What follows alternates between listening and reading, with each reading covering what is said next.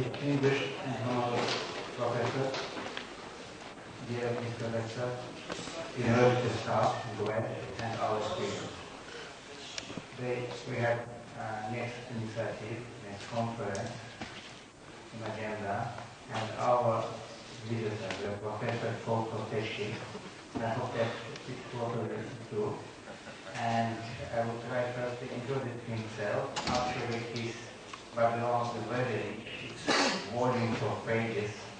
So I will try to figure out some essential points and present it.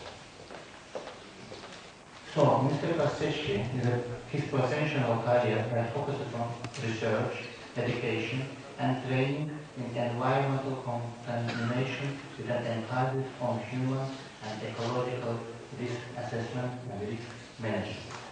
His work includes soil ingestion estimates for children and adults, establishment of scientifically sound cleanup levels of soil, reliability of soil contaminants, fish as toxicological models from contamination assessment, and assessment and management of petroleum contaminated soils.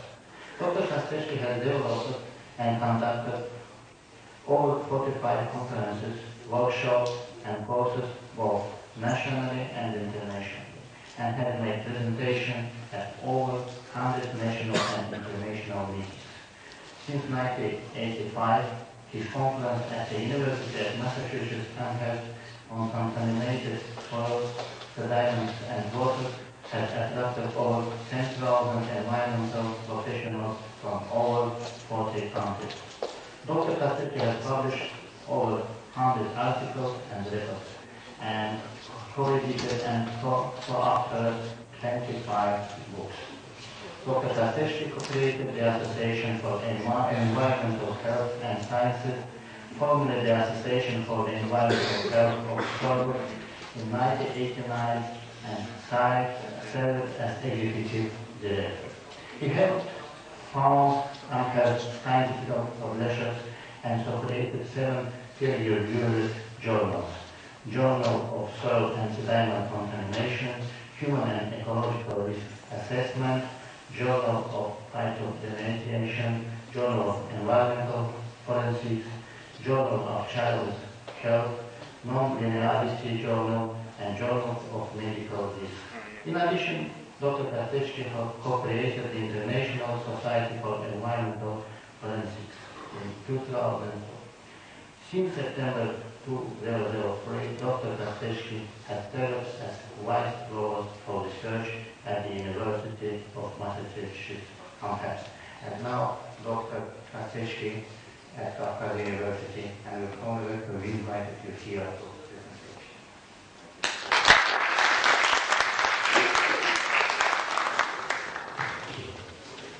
I want to thank everyone for coming today. I know this is Saturday, and in the U.S. you would be out with your families having a good time, so I appreciate you taking your time on your busy schedules to come here.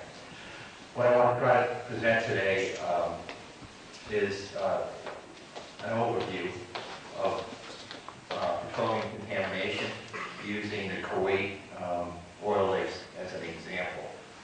This isn't very data-rich. A lot of pictures. I basically just want to show what some of the severe impacts of war can be with regards to petroleum contamination. I also want to touch upon how we would look at that in the U.S., the process of risk assessment or risk analysis to determine what level should be cleaned up, and then just basically leave you with a couple of thoughts at the end.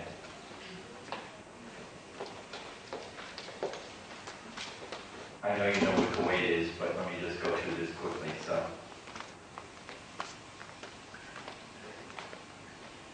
I've been working in Kuwait since 1994. That was about 3 years after the Iraqi invasion.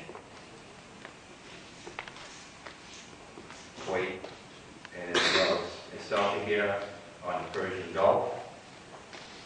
It has a population of about 2.5 million, probably now.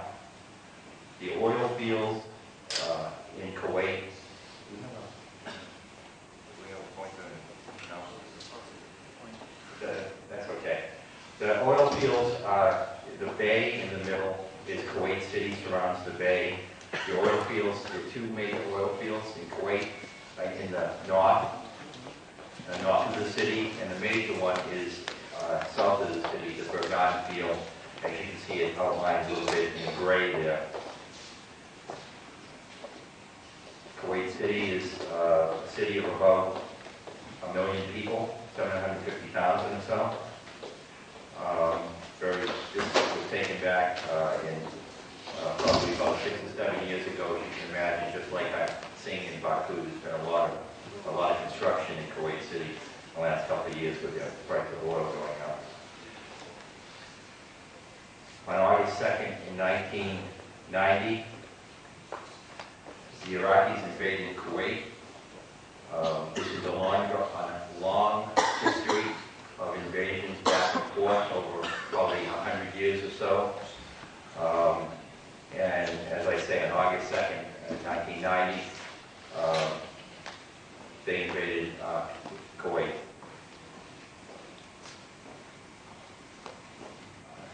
The United States, I guess, and the Allies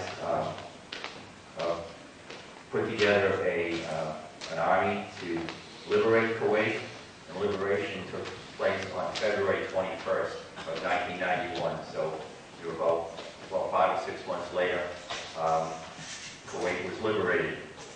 What happened about a month or so prior to liberation, the Iraqis knew that the forces were coming, that they weren't quite sure how that was going to happen, and they decided that they would destroy the oil production capacity of Kuwait. And in doing so, they created one of the most devastating man-made petroleum contamination situations that the world had seen. And Kuwait has about 750 oil wells.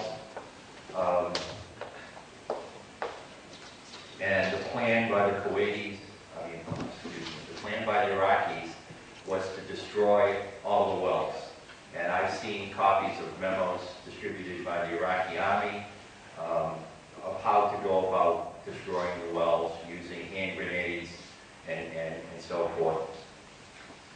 The fight started in January of 91. It was estimated that it was going to take 12 to 16 months to put out all of the oil fires and cap the wells. It actually was done in about 7 or 8 months. That's just I think, a testament to ingenuity. They invited people from around the world to come in and just test new technologies to cap wells and put out fires. It was probably for the benefit of the oil-producing world after that, because there were technologies that never would have been used if there wasn't such an emergency going on.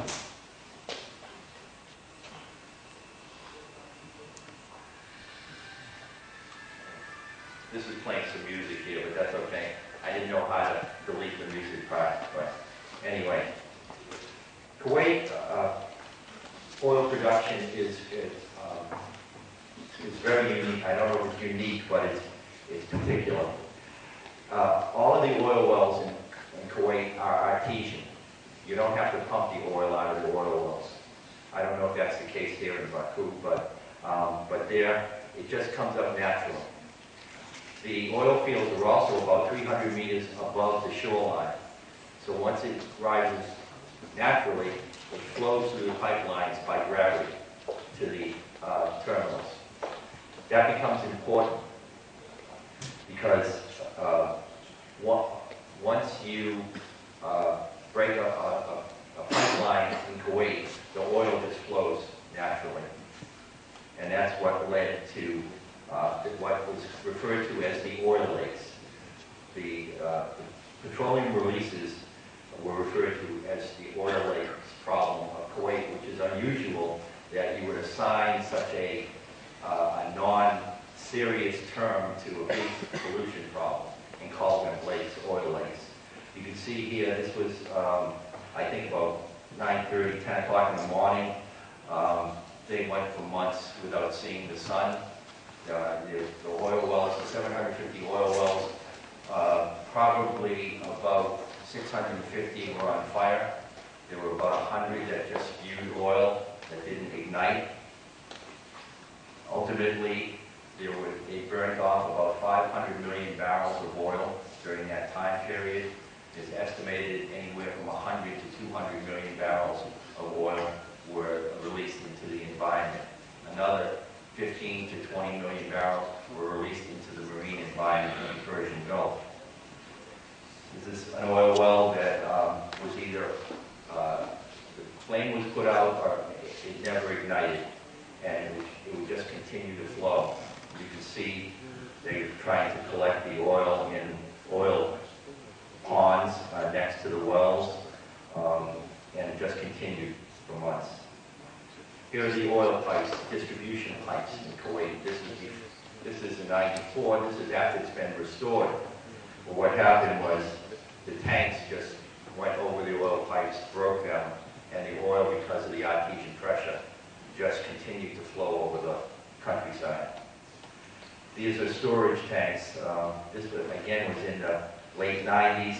Those storage tanks represent about 6 million barrels of oil.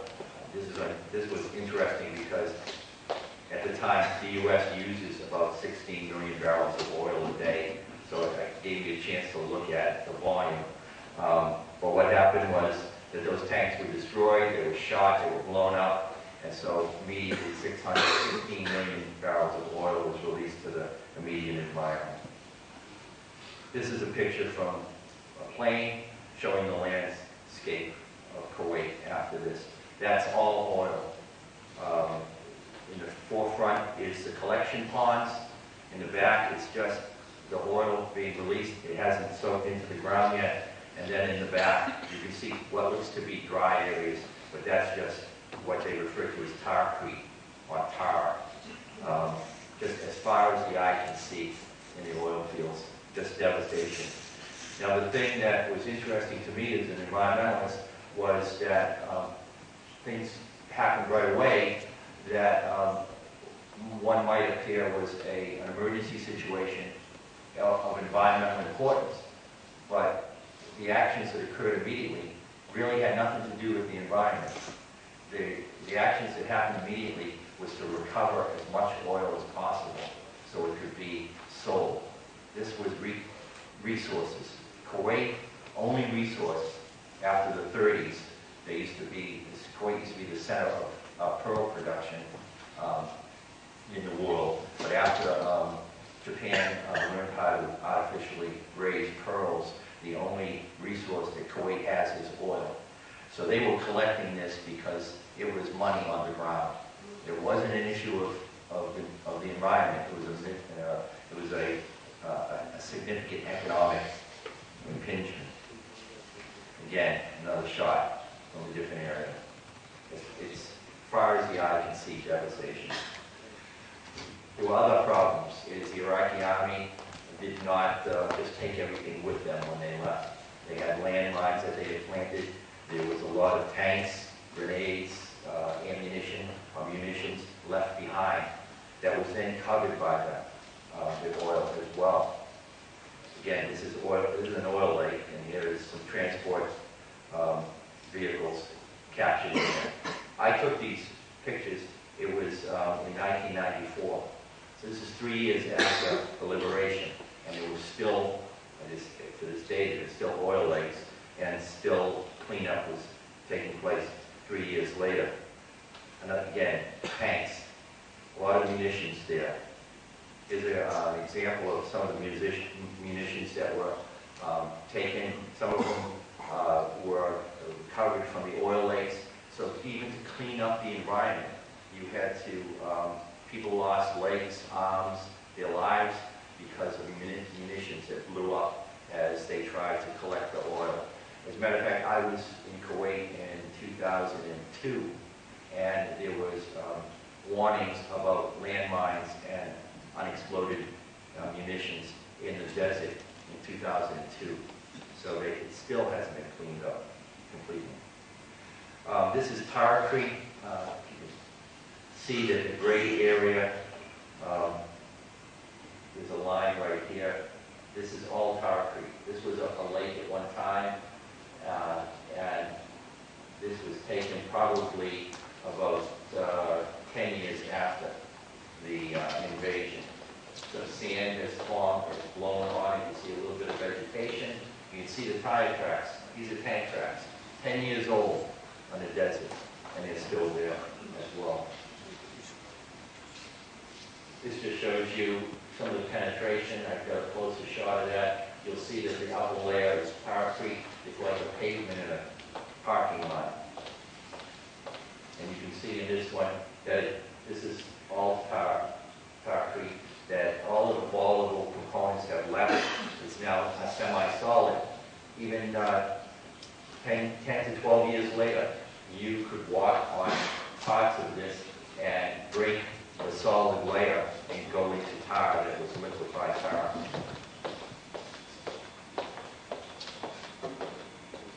There was tremendous environmental devastation to the wildlife. This is a camel that got caught in what is now a dry lake, but at one point was a wet lake. Probably got caught there, couldn't escape, and just died. The Kuwait, the area, and probably Al-Shaqan is a flyway for a lot of migrating birds. And so when these lakes